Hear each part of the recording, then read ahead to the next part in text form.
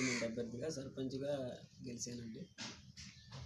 గ్రామ అభివృద్ధి ధ్యేయంగా ప్రజల కోసం గెలిపించడం జరిగింది. ప్రజలందరూ నా మీద ఆశలు పెట్టుకొని గెలిపించడం జరిగింది. మా ఊర్లో నిరుద్యోగ ఇబ్బందులు బాగా ఎక్కువగా ఉన్నాయి.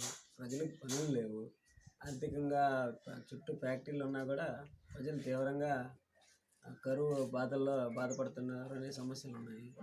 ప్రజలు తీరుస్తామన్న నమ్మకంతో నా మీద నమ్మకం పెట్టుకొని ప్రజలు నన్ను గెలిపించారు.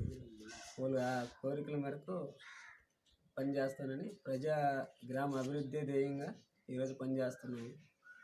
చేయాలని ఆశతో వచ్చాను. నిధులన్నీ ప్రజల కోసం ఖర్చు పెట్టి గ్రామ అభివృద్ధి ధ్యేయంగా పనిచేస్తామని ప్రతి ఎన్ని లోటుపాట్లున్నా తీర్చుకొని అందరినీ కలుపుకొని పోయి ప్రజల గ్రామాన్ని అభివృద్ధి పదంలో నడుపుతామని ఆశిస్తాం.